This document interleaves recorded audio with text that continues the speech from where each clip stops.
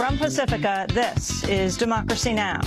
Bradley was an extraordinary American who went on record and acted on his awareness that it was wrong for us to be killing foreigners. And he was not doing it only for American citizens, although I'll come back to that in a moment. I think he saved American lives, but he was concerned that the people of the world should be informed of the way, as he put it, the first world, or the West, he said, treats the third world.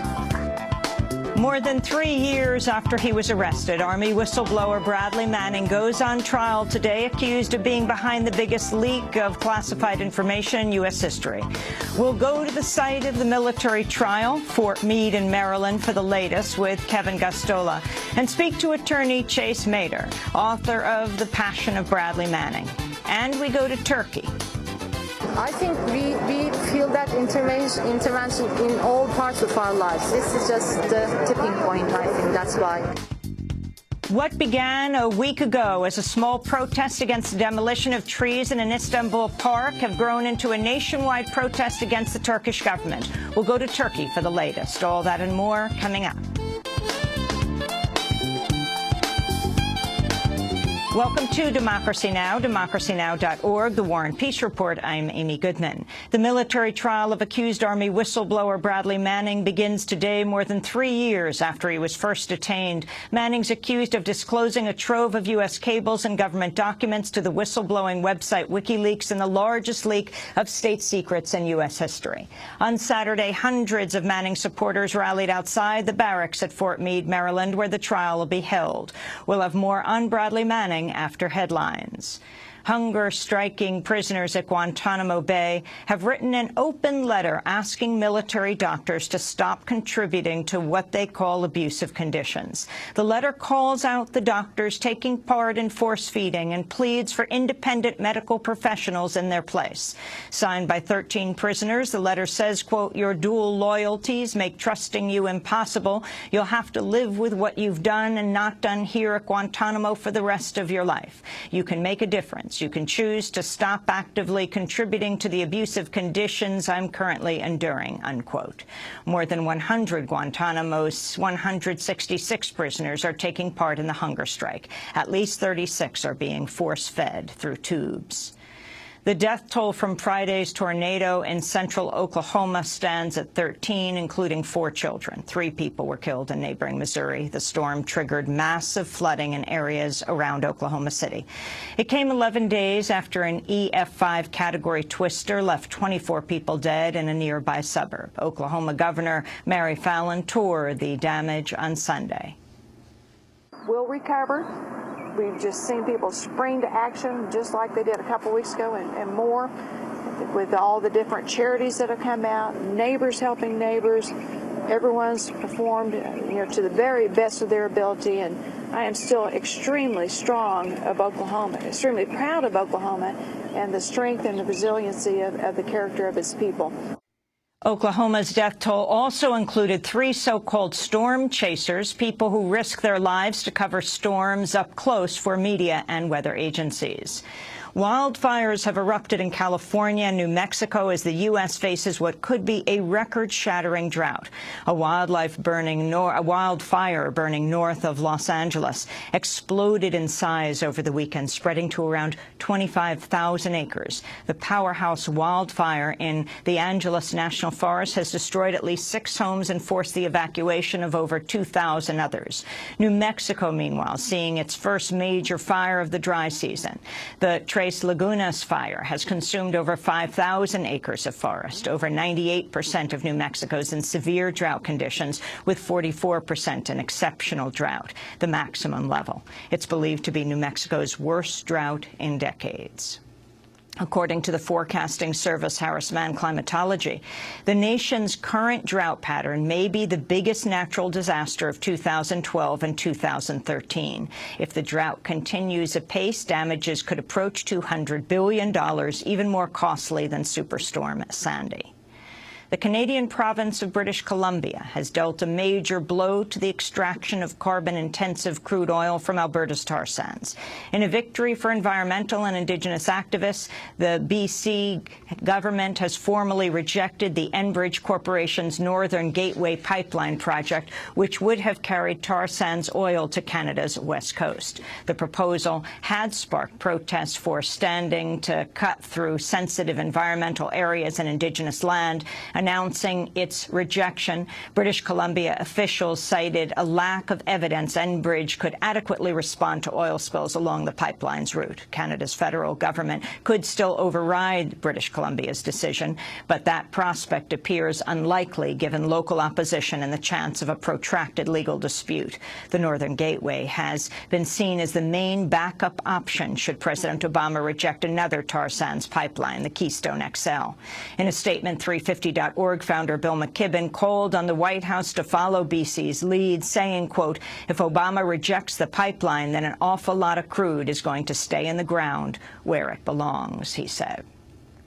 Turkey seeing its biggest wave of protests against the ruling government in many years. Tens of thousands of people rallied across the country Sunday for a third consecutive day of mass demonstrations.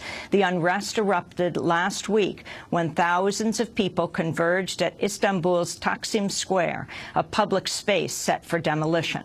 The protesters have managed to remain despite a heavy police crackdown, including tear gas and rubber bullets. The Turkish government says around 1,000 people have been detained at over 200 protests nationwide.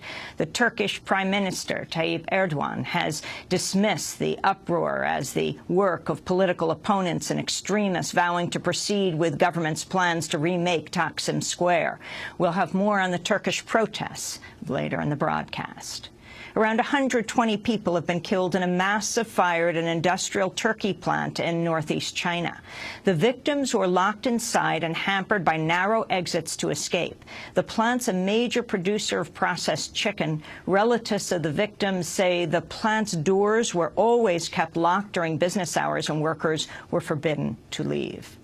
A massive workers' strike continues at a Cambodian factory that makes clothing for the sportswear giant Nike.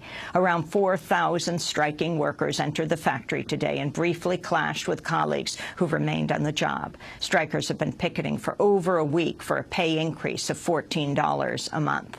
Nike's formally responded by saying the factory is responsible for setting the workers' pay. At least 9 people have been killed in a suicide bombing on a U.S. military convoy in eastern Afghanistan. The attack came outside a boys' high school. At least 6 students and 2 U.S. soldiers were among the dead. Palestinian President Mahmoud Abbas has appointed a West Bank University professor as the new Prime Minister of the Palestinian Authority. Rami Hamdallah will replace the outgoing Salam Fayyad, who formally steps down next month. The Gaza-based Hamas has criticized Abbas's pick, saying it could jeopardize a tentative unity government agreed to in principle last month. Thousands of people marched in Ethiopia's capital of Addis Ababa on Sunday in a rare show of protests. Demonstrators carried pictures of jailed opposition leaders and chanted slogans calling for respect of the country's constitution. It was Ethiopia's first mass protest since 2005, when election-fueled unrest left around 200 people dead. Thousands rallied in Tokyo Sunday to protest the Japanese government's move to restart the country's nuclear reactors. Japan has brought back 2 of the country's 50 reactors shut down following the Fukushima disaster of March 2011. 6 more could follow by the end of the year. Japan and parts of South Korea have banned U.S. wheat imports after the discovery of a genetically modified crop in Oregon. Testing has confirmed the GMO wheat comes from the agrigiant Monsanto. The herbicide-resistant strain was field-tested several years ago before protests helped force Monsanto to withdraw it from consideration. The European Union is urging members to test what would amount to 80% of its imported U.S. wheat. In Washington, officials with the Department of Agriculture insisted the wheat's safe. We've reviewed this particular transgenic trait in a variety of different crops: cotton, corn, soybean, canola, and wheat. And although there are no wheat varieties that are approved for unrestricted planting, we have no safety concerns related to planting of this transgenic wheat at this time. We understand how important this issue is to the American public and to our agriculture industry, and we have a team of dedicated investigators working on the ground daily to collect all the information and evidence that's available for us to figure out what's going on here.